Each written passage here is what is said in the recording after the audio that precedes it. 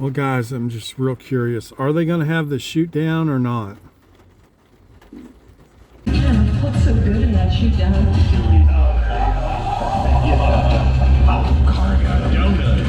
what you give him. Well for Sharon. He got it. Oh, he got it.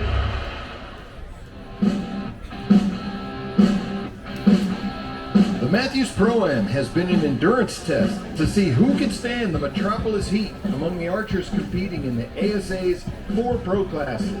We're set up at the historic Fort Massac on the banks of the Ohio River for the Pro Pressure Point Shootdown. Who has what it takes to keep the momentum rolling and climb to the top of the podiums? Let's find out right now.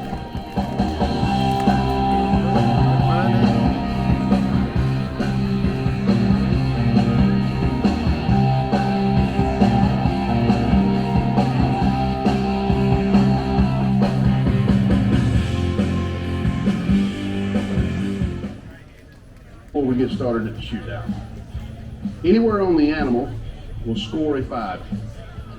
The next scoring ring will be the 8 ring, not to confuse it with the core line. Inside the 8 ring will be a 5-inch 10 ring. Inside the 10 ring, we have 2 12 rings, the bottom 12 and the upper 12. The upper 12 has to be called before you can score as a 12. There is 1 ring on the upper side, mostly in the 8, that is a 14 ring, will only be used during the shootout.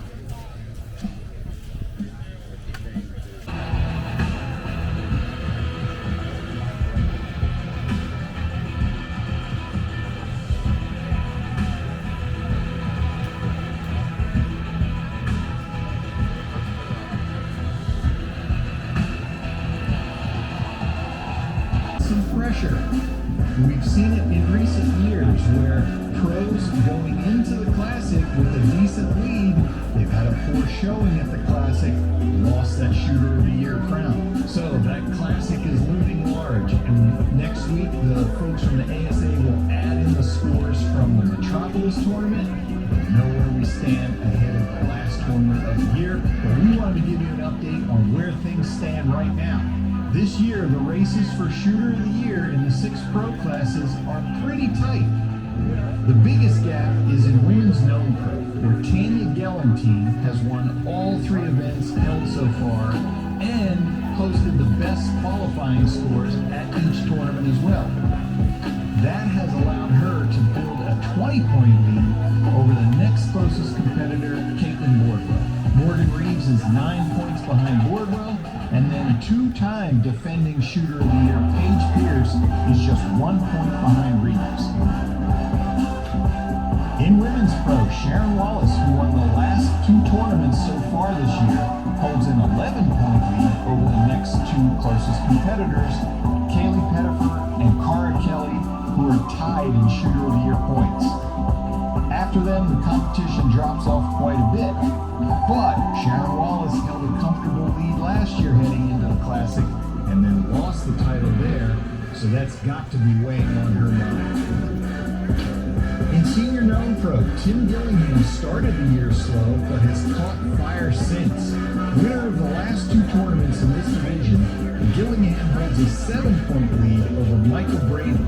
5 points behind Braden is Jeff Borg, so look for this race to be decided in the Classic, with Gillingham seeking his 2nd Shooter of the Year title in a row.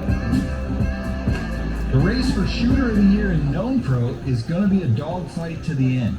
Kyle Douglas is the reigning back-to-back-to-back Shooter of the Year in this ultra-competitive class, and he holds just a 2-point lead over Dane Johnson. Each of these doing well this season. He's Aaron to a 248 with 11 bonus strings. But Dan, he's trying to stay focused, but of course he's happy for the misses there. And there she is, headset on, Emily McCarthy, Mathews Pro-Am champ, your first win of the season. How's that feel? Amazing. Felt like it would never happen again, to be honest. So Emily, I always say in the finals, you just find this other gear. Tell me about that. I don't know. I have really bad ADHD, so I have a hard time focusing, and I've learned over the years that I have to figure out how to focus for 5 targets. So I've really worked really hard on that, and my equipment's shooting incredible. And I switched to the 36 a couple right before the IBO, and I love this bow.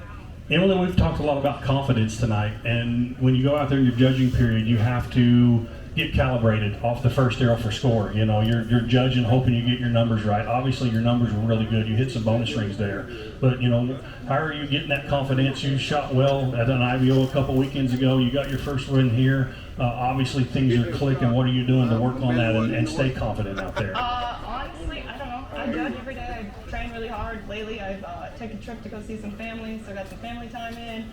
My sister was home helping me with targets and shooting with me, which I was kind of bummed about, and I hit just under the upper, and so I wasn't sure how my numbers were, other than I thought I needed to add a little more. Well, congratulations, kid. You shot well. Congratulations on a big win. Thank you. Congratulations. And our number 4 qualifier with a score of 214 and 9 bonus rings. From Albany, Kentucky, shooting for Elite, Jace Bowles.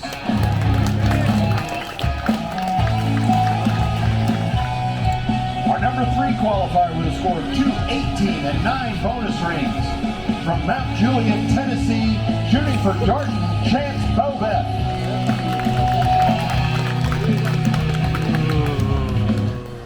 And our number 2 qualifier with a score of 218 and 9 bonus rings. From Salem, Arkansas, shooting for Hoyt, Cody Barnett.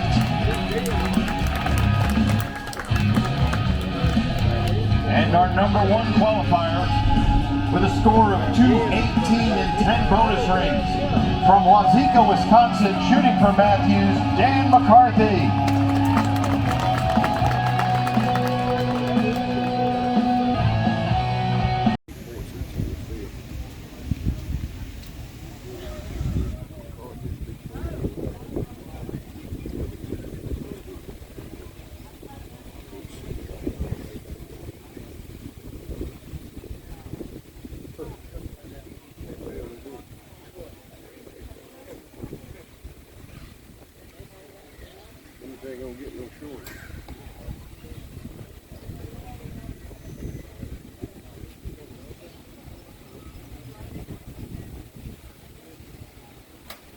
Yep.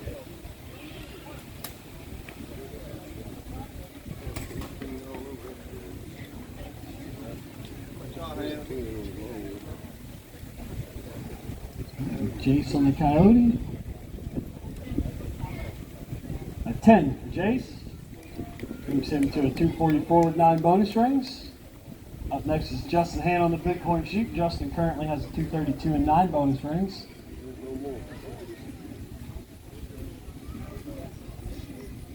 A 14 for Justin.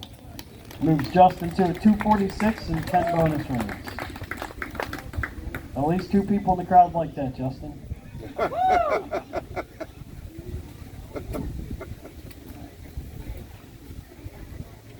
And Dan McCarthy and Paula, current leader. A 10 for Dan, 250 and 11 bonus rings.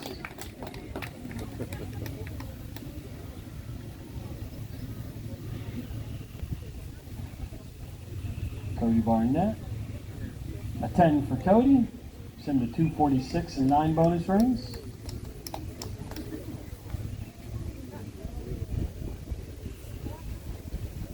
Chance Bobeth on the bedded buck. A 10 for Chance. They move. Let's look. We've had some moves in the leaderboard here. We've got Dan McCarthy in first with a 250 and 11 bonus rings. Chance Bobeth in second with 248